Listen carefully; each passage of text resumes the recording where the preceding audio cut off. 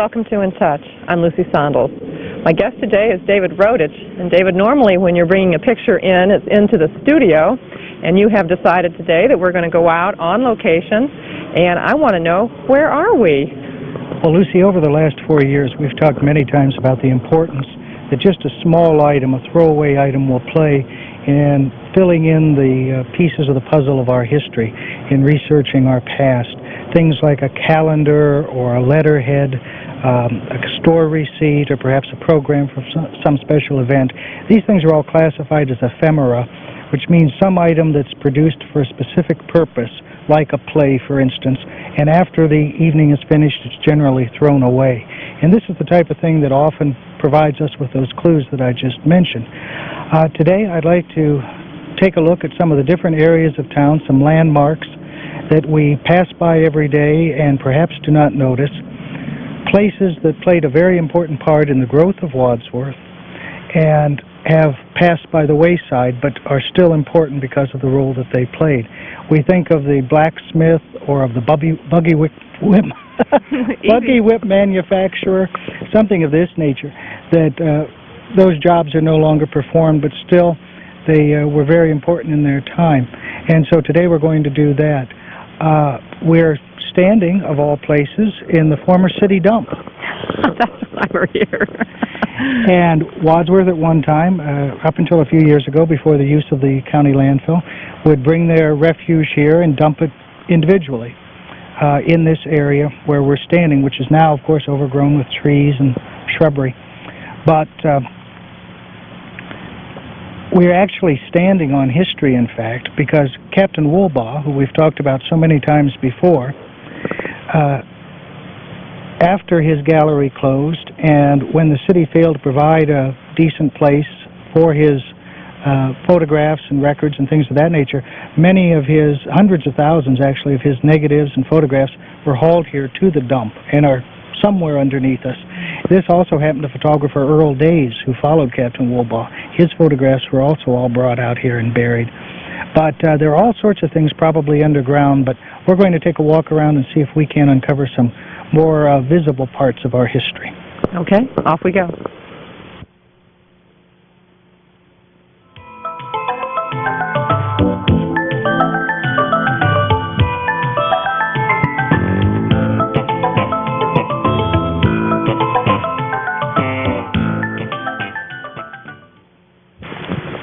Make our way up this concrete slab. Up here through the ruins.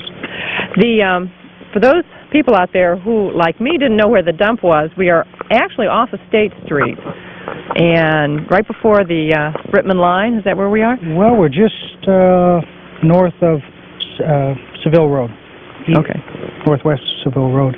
But as we're still on our way to our first location, as we're making this trek, which has proved a little bit more adventurous than we expected, I thought we would stop here on the site of one of our less noteworthy or illustrious landmarks in town, the old disposal plant.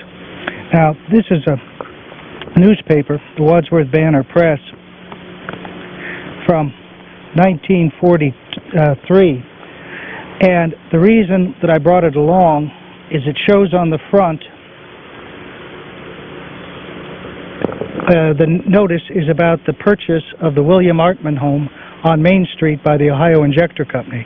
They purchased that and the adjoining Steel residence and tore those down and built the personnel office for the Ohio Injector Company there.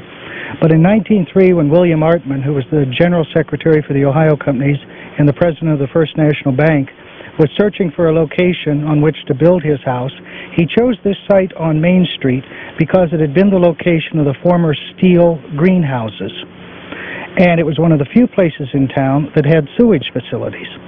After the sewers were laid in Wadsworth in 1907, a sewer plant was built in 1908 behind the power plant and the water plant on Broad Street, what we would call the powerhouse, by the Wadsworth Light and Water Company, which at that time was a private entity owned primarily by the founders of the Ohio companies. And they put the disposal plant back behind that facility. And then later, when they discontinued the use of the water wells that they had purchased, or the springs that they had purchased from R.F. Weaver, they pumped water wells right in that same location. So you had not only the power plant and the ice plant, but the water wells and the disposal plant. And you can imagine that that's not a very healthy situation when you have a disposal plant adjacent to where you're drilling the water for the homes. And in fact, behind this, off of Auble Street, was the municipal ball field. And finally, the health officials would not allow them to play ball there anymore because they thought this was hazardous, playing so close to the disposal plant. Finally, in 1924, the state ordered that that disposal plant be discontinued and that a new one farther out of town be built. And so in that year, 1924, this disposal plant, which now is largely covered over with weeds and trees, it's fallen into disuse, was built.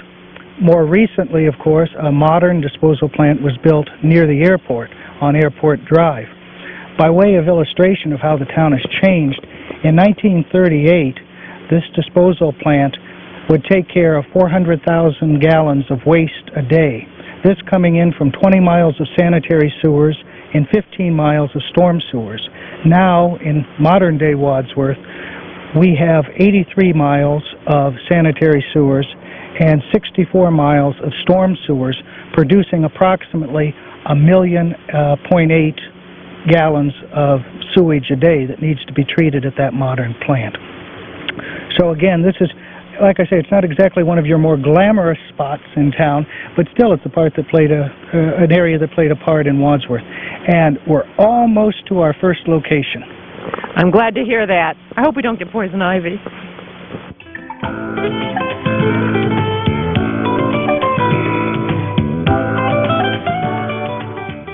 Well, it seems that we've avoided walking through most of the poison ivy patches that I saw, and right now we're standing, if I may quote an old cliche, by the old mill stream. Well, that's exactly right. You mentioned a little bit ago that we were just off of State Street in Wadsworth. Some people refer to it as the Rittman Road. But this area that used to leave Main Street on a diagonal just south of the match company property was called Mill Road.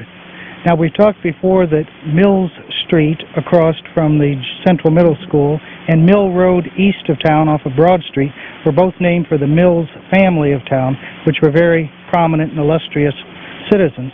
However, this road was Mill Road, named because it was the location of so many mills. When the Wadsworth settlers came here, money was not readily available, cash money.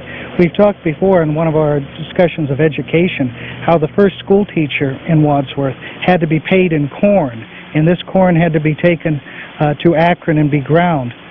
Our first settlers had to take any of their grains, their crops, to Talmadge mills to be ground into flour, and for their planing needs, as far as trees were concerned, had to take all of their saw cut work to Old Portage, what was we would now call Akron.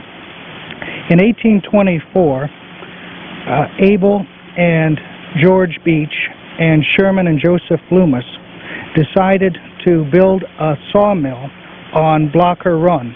Now, backing up a moment, we should explain that Wadsworth is crisscrossed underneath with underground streams. Most of these have been culverted over, or because their direction has been, or their course has been redirected, they've come to practically nothing nowadays. But when the first settlers came, they were still surging streams at that time. When Frederick Brown settled in downtown Wadsworth as the first settler in that area in 1816, he had to build causeways around the square because it was so swampy that it was impossible to walk around in the downtown area. And in fact, this muddy condition continued pretty much up until the paving occurred in 1907. We have a picture here. I'll hold that for you. Thank you. Of the Traver and Beach Carriage Company. Now, this is just north of the present location of the Lutheran Church. The car wash would be located where the left half of the photograph is, and the Fixler agency would be where the right half is. Just north of this, there was a stream. In other words, to go where the auditor's and treasurer's office is now located in the old Kyle house, you had to cross a bridge to go up there. And in fact, many of the employees on their lunch hour, the young boys who worked for the carriage factory would while away their lunch hour by fishing underneath the bridge that then crossed Main Street. So this whole area was undercut with streams and little riverlets, I guess you would say. There are some major ones, however. In the western part of town, you have the Holmes Brook, which is just west of Treese Road, down in the valley where the Holmes Brook Park is. Then cutting through the Catholic school property and the Methodist church property and going through Durling Park to the north and through the former injector company property to the south is called Center Brook because it goes through the center of town. And then just north of the old depot, the Erie Depot, just north of State Street, and in fact running right underneath us, is what is called Blocker's Run, named after the Blocker family that were early settlers. And these were the main streams in town at that time. As I said, these four men, the Beaches and the Blockers, decided that they were going to build a sawmill in 1824. And the public was very excited about this because it gave them a place to take their timber and have it sawed for market. So the farmers spent all summer cutting down trees in preparation for the opening of this sawmill. This company built a dam across Blocker's Run by laying logs across and then covering the sides with dirt to build an earthen and timber dam, and then set about building a sawmill, which was completed by December 1st of that year, 1824. Unfortunately, a storm came along and washed out the dam, and the only thing that was found of the mill was a bent saw blade. The following year, 1825, Captain Lyman and Cyrus Curtis built a sawmill on Holmes Brook, west of town, and so the farmers were able to take some of their logs that they were able to salvage to that mill over there. In 1830, Judge Allen Pardee and his brother John Pardee, who that same year had built the Old Stone Store, the first mercantile business in downtown Wadsworth, and the hotel, the National Hotel on the northwest corner of the square, built a grist mill on Blocker's Run just below where that other mill had been washed out. 2 years later, in 1882, Nicholas Long built another grist mill a little further downstream, coming down this way as we're coming down State Street. Now, certainly these people were all pioneers in Wadsworth, but what was known commercially and historically as the Pioneer Mill was not built until 1850. And this was built by John Yoder on the site where we're standing. And in fact, as we look around us, we can see part of the mill race that was that provided the foundations for that mill. What do they mean by mill race? Of course, I'm still of the Cedar Point mentality here. Well, it's that same type of thing. It's just where the water would come off of the wheel and the water would rush off in a race, or in a fast stream, I guess you'd say, coming off the top of the wheel. At least that's my understanding of it. He ground there corn and wheat and buckwheat and oats. In addition, he later added a cider press, and they made linseed oil there for quite a number of years, which was an important necessity for people in that day. You know, you take a spoonful of linseed oil every morning, and you're just fine. In any case, he continued to operate this mill until 1875, at which time he sold it to a man named Jacob Zepp. Now, Mr. Zepp operated it until 1899, when he was killed in an accident here. And at that time, Dr. Detweiler purchased the property, and he operated it for a few more years until the mill was dismantled and the property was sold to the Wadsworth Salt Company, that we'll talk about a little bit later. So, I'm trying to juggle everything. Here's a picture of the Pioneer Mill in its later days, shortly before it was dismantled after the turn of the century. But even though the mill itself is gone, and its purpose is gone now because you can go and buy your flowers in the store, we still see some tangible evidence of where it existed. A little further down the road, thank you, a little further down the road was what is known as the Iden Mill. Now, in 1880, Ben Iden, the man that you can see on the left of the photograph, I hope, came to Wadsworth, and purchased the mill from a man named Myers. And Mr.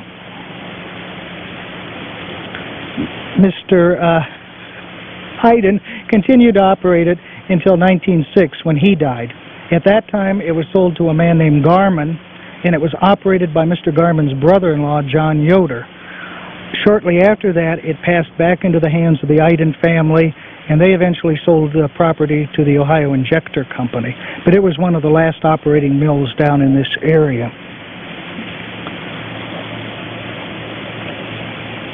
Skip over to that. This is just a picture of that mill towards the end of its existence there. You can see the mill wheel is still standing at that time. Now, besides these mills that we've discussed down here along Mill Road,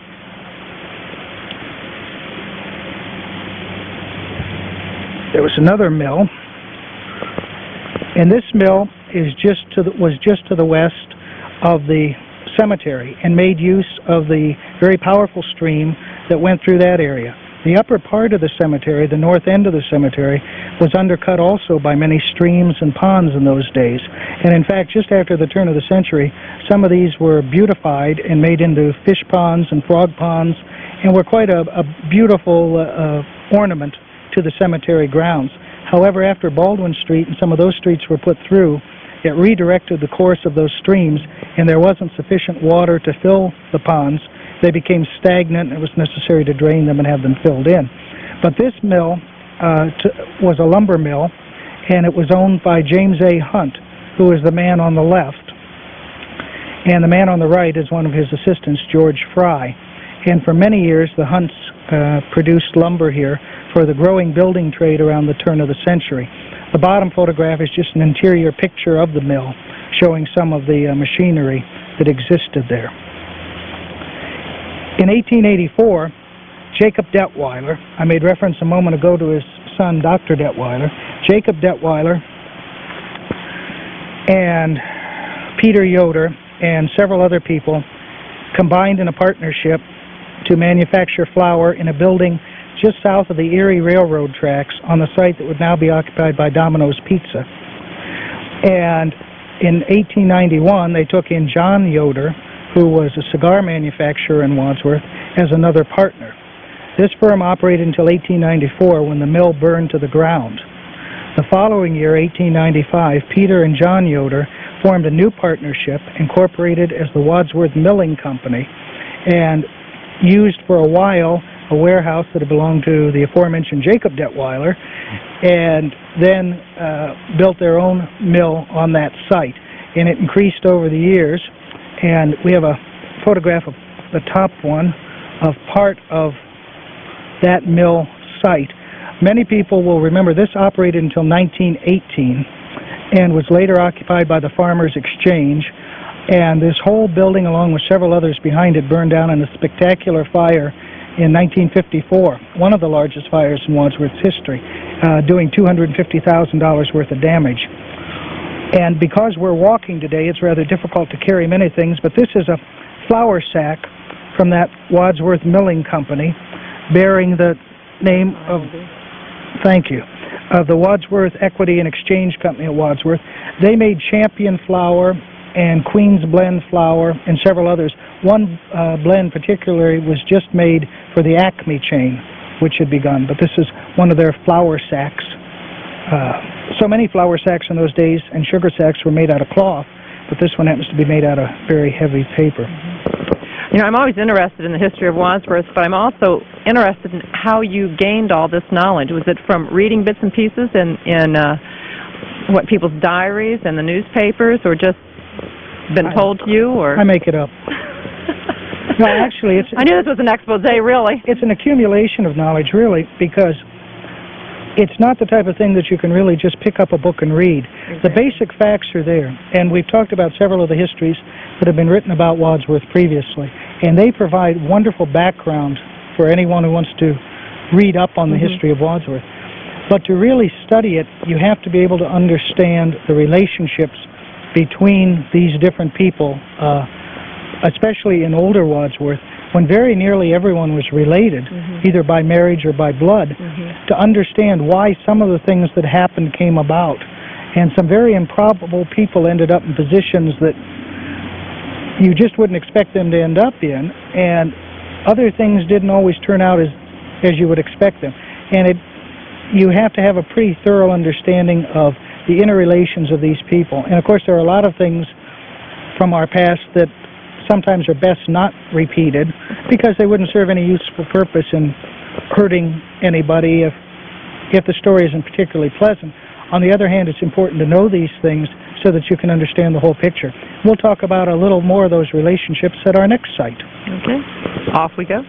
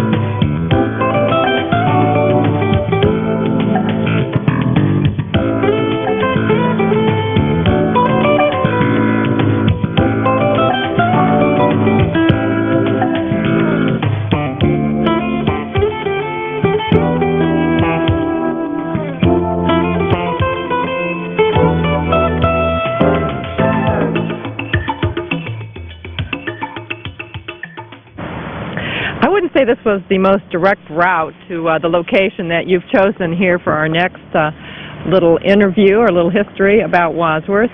But I do know in all the mills that you mentioned that you happen to forget one, which I can't believe, but let's go take care of that. We need to sandwich one in there. Yes, in the late 1820s when Cyrus Hard came to town, he opened what was reputed to be the first carding and wooling mill in this area of the Western Reserve.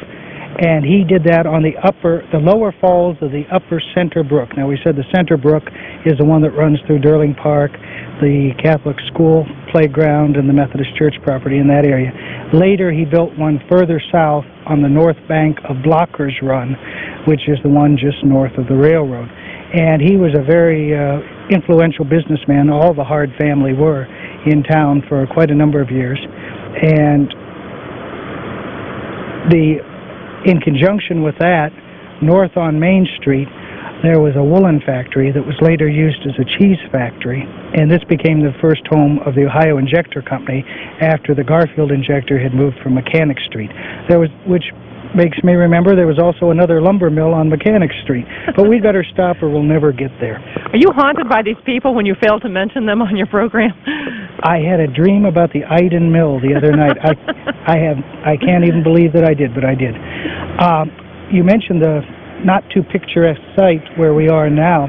We are standing in the middle of a settling tank or a settling bin from the old Wadsworth Salt Company. We've moved up State Street or Mill Road from the mills that we visited earlier, heading back towards Wadsworth, and we're up above State Street. Many people will probably recognize the concrete dividers that surround us here, and into which we got at no little trouble. After we climbed over 16 of these. But that's probably the second most frequently asked question of me by newcomers to town, is what these remains are. They wonder if there was some type of a theater here or just what had been here originally. In 1888, a man came to Wadsworth. His name was Henry Van Kampen, and he came from New York, Olean, New York, and he was what was called an oil and gas wildcatter, which we would now more probably politely call a speculator. And he had reason to believe that underlying Wadsworth was a river of oil, and he began digging operations in that year, 1888. He got down to a depth of about 2,800 feet, and instead of striking oil, found salt. And he was very disappointed and left town. There were some other people here who realized the potential of this salt vein. Wadsworth and Rittman lie on one of the richest salt veins in this country, and it goes clear up underneath Lake Erie and extends down south of Rittman. And so in 1891, a group of men, this shows the first well, incidentally, they sank a well in 1891. You see some of the dignitaries standing around at the bottom, some of the founders of the company, right down below where we are now, and to reach this salt stratum that lay below this part of Wadsworth. Now, we talked earlier about so many of the people being interrelated. In this picture, you can see they're all dressed in their best. Actually, this is a fishing picture. And up in the top is Dr. J.F. Detweiler, who was one of the leading citizens. His father, Jacob Detweiler, that we talked to in conjunction with the milling company, had gone to California for the gold strike in 1849, and he made a fortune there, not panning for gold, but rather selling supplies to the miners. So they really never had to work after that, though they did operate farms and were involved in different businesses. Dr. Detweiler, as you can tell by his title, was a physician and did have an office adjacent to his home where the Marathon Station is now located on Broad Street, and he had a drugstore downtown where the substation is now located. But it was rather than a regular drugstore, it's more or less a gathering place where people went in and kind of solved the problems of the world. One older gentleman in town who's no longer living told me about having to go to Dr. Detweiler's drugstore on a Saturday evening to be inoculated for some reason or another. And at that time what they did was in the arm make a X with a piece of glass and then pour the medicine into the wound, or into the incision, I guess you'd call it. But in any case, Dr. Detweiler's wife was Ida Mae Leiter before her marriage, a member of another very prominent family, and Dr. Leiter's nephew was Dr. F. Walter Boyer.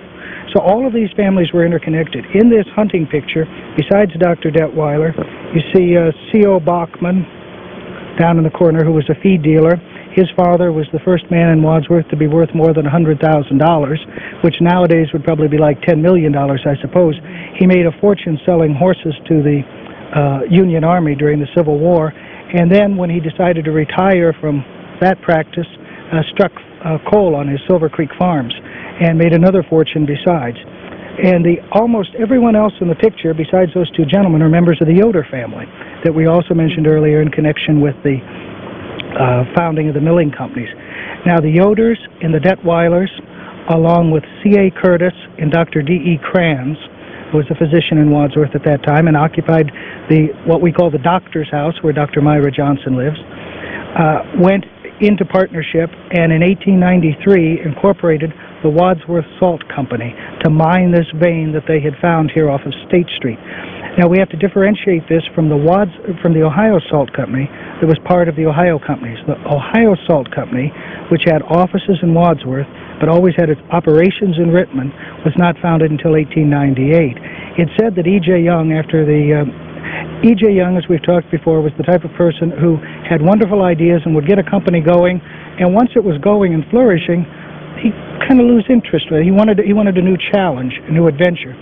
And so he tried to buy out these investors of the salt company, but they weren't interested in selling to him. And so he went to Rittman and founded the Ohio Salt Company. And as I say, the offices were always here, last in the building that's now occupied by the Moose on Main Street. And so this group continued to flourish. Eventually, the building continued to grow. Some of the buildings were 6 stories high, as you can see. There are large ponds here. The way that this salt was mined was to pump water under hydraulic pressure down to the depth where the salt was located. Then this would be hydraulically forced to the surface, this brine, and it would be pumped up here to these settling tanks in which we're standing. And this would make a kind of a sludge as the water would evaporate. And the salt and the water, the sludge would go down further and further and further until it reached the lower levels of these tanks, when it was able to be dried out and packaged. And down below us, in what we saw as we panned through in the opening, of course there are warehouses located there now, but they had their own cooper shops and bag shops where the bags would be stitched up and sewn and then filled. They made all their own machinery. They had a little office building down there. These are some other scenes. These are just from postcards, but show some of the exterior of the building, and it gives you some indication of just how large the factory actually was at that time. Now, the offices of the company, the main offices, or corporate offices, were originally in rooms on College Street, downtown. But later, they built, in 1911, they built a specifically built or constructed brick structure on State Street across from the factory. We saw that also in our opening. And that building was patterned after the houses that the Yoder family, who were the principal owners of the salt company, owned. And we've talked about that before, that there are homes on Highland Avenue and on Main Street and other locations in town that were owned by different members of the Yoder family, and they're on that same style of architecture. The company, as I say, continued to flourish until about 1925, when there are different reasons why the company failed. Some say that they were sold on a different type of drying process, where they would use a different type of drying pan, and that this was specifically designed for maple syrup evaporation as opposed to salt evaporation, and did not work satisfactorily. Other people say there were internal differences, and there's evidence of that. There's also some evidence of industrial espionage by some others, some outsiders. But whatever the reasons, the company did go into receivership in 1925, and they tried 2 or 3 times to revive the company, but they were unsuccessful. And finally, in 1928, June of 1928, they closed permanently. We're battling bees. In August of 1928, after the company had been closed, the factory burned down in what was the most spectacular fire in Wadsworth's history. Of course, a lot above these concrete drying tanks where we're standing, the upper structures were all wood, and these had been permeated through the decades with this brine, and apparently that caused it to burn also most quickly. Most of the machinery had already been removed from the company, though, and had been sold to the Ohio Salt Company in Richmond. And this factory was one place where both men and women, and in fact very young boys and girls, some boys as young as 10 or 12, were finding employment. And there were some people who are still living in town who worked there during their very early years. This is a picture of the interior of the salt packing room, and you see a number of the young ladies there with their skirts and their caps and packing up the salt. The motto of the Wadsworth Salt Company was the saltiest salt, because they claimed it did not need to be refined because it was so pure. And through that process, they were able to, they did not need any additional chemical refining done to it. But then in 1928, the factory closed for the last time in June of 1928. Most of the equipment was removed. It was sold to the Ohio Salt Company in Richmond.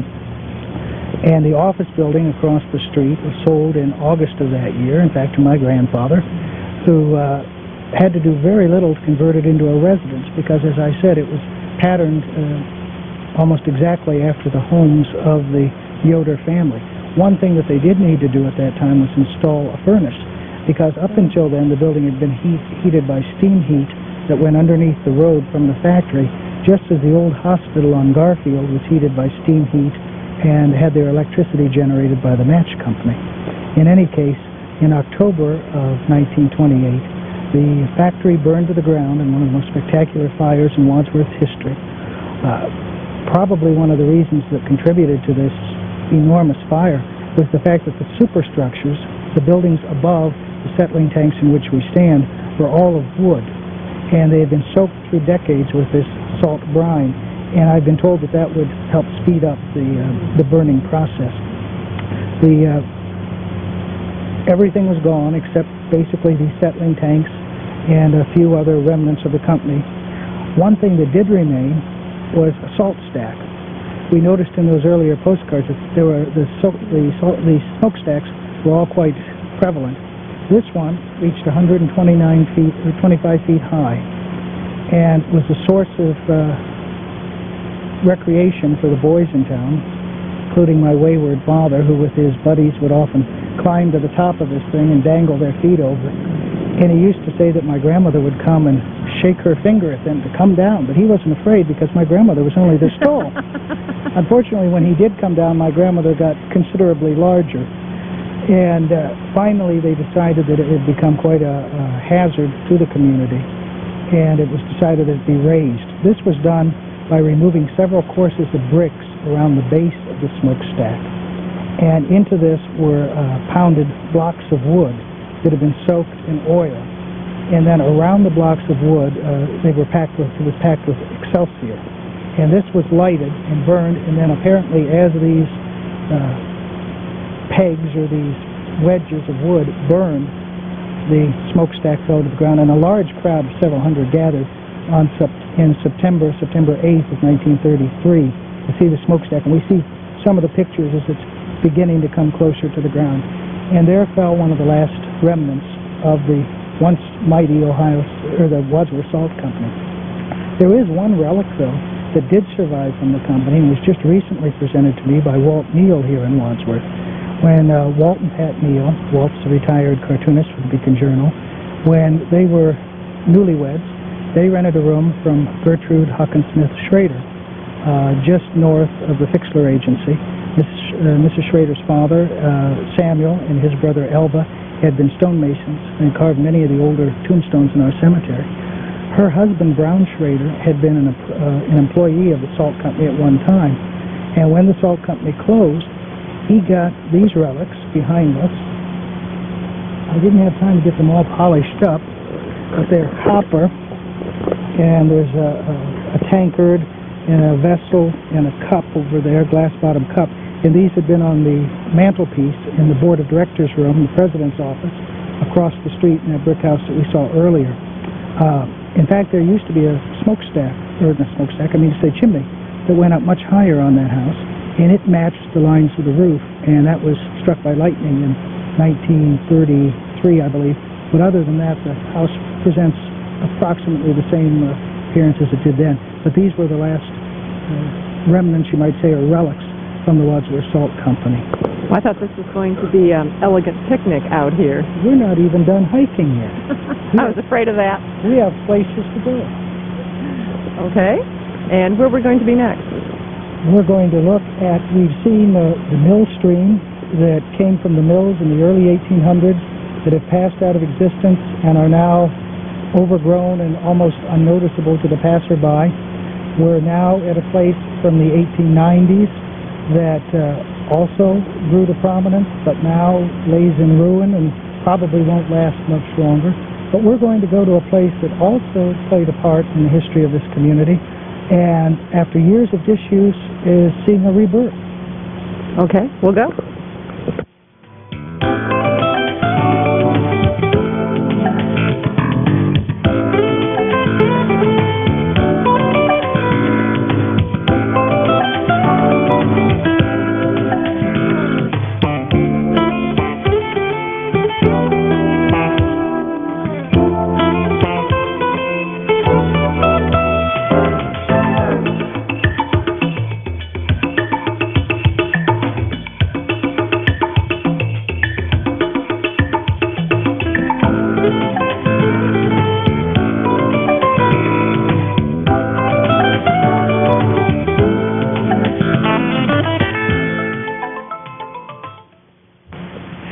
This building is something that used to intrigue me when I would jog through Memorial Park, and this is the old Flair plant, am I right? That's right. As you see, all around us, construction's going on for renovation, but we can go back a little bit further into its history. Now, you just referred to it as the Flair plant or the Flair factory, and that's the way most people in town still refer to it today. However, its history is older than that. With the Ohio Match Company and its growth, they found that if they needed wood for the making of their stick matches and somebody else owned the timber, they had to pay the going rate for that. So they went out west and bought their own timber holdings. When they had trouble negotiating with the railroads, E.J. Young built his own railroad. Well, during World War I, some of the chemicals that were needed in the manufacture of the matches, particularly potassium chlorate of potash, was in very short supply because we normally imported that from Germany, and Germany was busy using that to blow us up. So E.J. Young built this building in 1918 as a chemical plant to manufacture the necessary chemicals for the matches. And unfortunately, we don't have many good photographs of it in its early day, but in this little booklet called The Story of the Match, there is one photograph that gives some indication of what the building looked like in its heyday. Now, at the close of the war, they found that most of the chemicals that they needed for the manufacture of the matches could be made by the Ohio Salt Company laboratories in Rittman. So this building was discontinued as a source, as a chemical plant, and was put to other uses. Then, shortly after the outbreak of World War II in 1941, the Diamond Match Company rented this building for the manufacture of flares for government work. And it was at that time, in July of 1942, after the operation had only been in existence for a few months, that a fire broke out, as we see headlined in this July 2nd issue, 1942, of the Wadsworth Banner Press. Apparently, one of the flares that was being manufactured ignited and caused others to ignite. And of course, there was a general panic. Unfortunately, this was a very secure area because it was government work that they were doing. And so the main exit that the people could get out of, the employees could get out of, was all down in one area, and that's where the fire broke out. So the women, there were about 50 people employed here at the time, most of them were women, rushed to the southwest corner of the property to the fence. Unfortunately, the fence is about 8 feet high, or 6 feet high, and it has barbed wire on top of it, again because of the need for military secrecy. And so the women were trapped, but as the fire and the explosions grew closer and closer, some of them did scale the fence, and some received minor injuries. They were treated either at the hospital by Dr. R.L. Johnson, or they went to the offices of individual physicians around town. And in fact, my grandmother happened to be working here. Many of the women went to work during World War II and happened to be working here on the day that occurred. And my grandfather, who was an engineer at the match company at the time, heard of the explosion and came running up here to see if she was all right, and was quite concerned because it was a while that he could find her in the confusion. But it took about 4 hours for the fire department to extinguish the blaze, and of course their primary concern was to keep the fire from spreading to the powder magazines, because of course that would be a much larger explosion. The building was primarily idle over the next... Were a lot of women killed? You have to end the story. I'm sorry, I thought I made that clear. No one was killed, but there were some minor injuries, mainly not so much from the explosion itself, but from climbing over the barbed wire and into the brambles on the other side of the fence. But no, luckily, fortunately, nobody was killed. But even back then, physical fitness was important, I guess. But now the building was idle over the next few decades. It was used for storage for a number of purposes and generally fell into disrepair. And in the photograph, you may have been able to see a smokestack, which was 209 feet high and was really a landmark. You could see it from just about anywhere in the community, even though the factory itself became quite secluded because the area was grown over with trees. And this was struck by lightning, about 10-15 years ago. And they decided to dismantle the rest of it for fear that it would be a hazard to people crossing underneath. Now, the boiler room at the back of the building, which had this enormous boiler, I wish I could describe how large it was in terms of gallons, but it was an enormous boiler, and that has been removed. But the building itself has been purchased by Elmer Larson, local real estate agent and business developer. I should have mentioned earlier that when we were down at the settling tanks for the salt company, that whole area is being redeveloped by Elmer Larson and Walt Gehring. They've leveled the area off, they've filled it in, they've built pole buildings, and many small industries have gotten their start in these little buildings that they've set up down in that area. Now, that industrial park, as it is completely filled now, but they hope to fill in some of the swampy area near the old mills, and hopefully down the road they'll be able to build additional industrial space. But this is a project of Elmer Larson's, and what they are doing are renovating. They needed an entirely new roof. The building itself was sound, but the interior had been neglected for so long that it needed to be gutted, and they're building in storage, individual storage rooms here now. And once again, this old building that was built in a time of national crisis and to fill the need of a integral part of our community, the Ohio Match Company, will once again be providing much-needed industrial space for Wadsworth. We might want to take a little walk around as we go outside and see some of the exterior as we did in our opening. And we've been to some ramshackle, tumble-down places today. I thought if we take a hike right directly across from us, we might be able to end on a more peaceful note. I should mention that this area, will surprise them. Okay, we'll do that. It's kind of interesting that we stumbled upon this place just before they have completed with the renovations, and this is probably the last room that we'll be able to see as it really was after the disrepair has set in. That's right. In fact, Elmer Larson had asked me, he says, "Oh, why don't you wait a little while before you tape in there, and then you can see what it all looks like when it's refurbished and looking."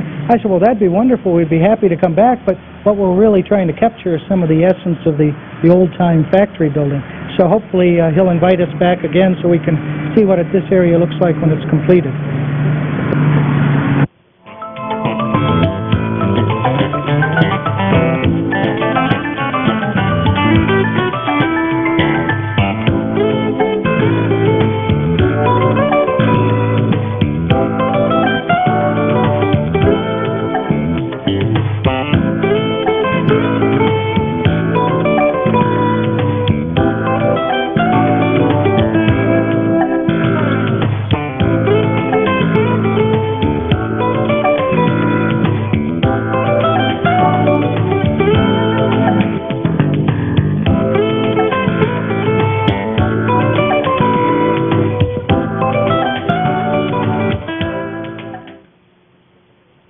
Well, we've sort of ended up as we began, among the trees. It was a beautiful day for this.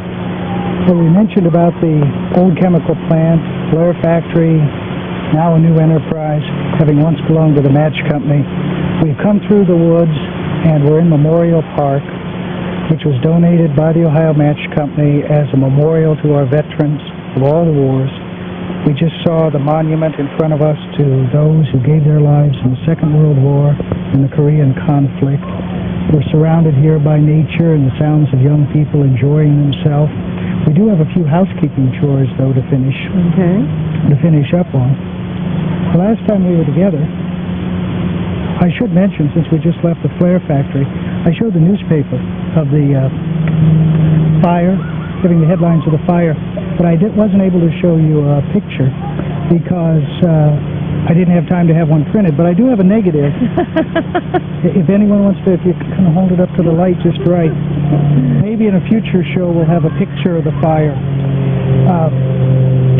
This picture we showed on our last show when we talked about clubs and organizations, and I mentioned that it was the Lions Club Quartet, and of course you questioned why there were 5 people, and I very smartly said because the 5th person was the accompanist. Well, that was right, but I pointed to John Harper over here on the end, when in fact he was the second bass for the group.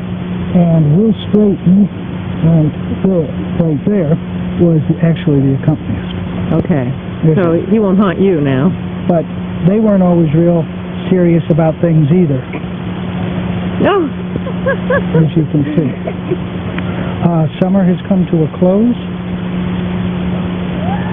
People are taking their last swims, as we see in this scene from the old Grandview pool. Hopefully they landed safely. And as we're getting ready for our first day of fall today, that's right, we might reflect a moment on those who gave their lives, that we might enjoy the pleasures of being together and sharing this type of information and just enjoying such a beautiful community and the country that we have. Well, thank you for taking us around on this historical tour of Wadsworth and some of the older industries that helped make Wadsworth what it is today. Thank you. Look forward to being with you again.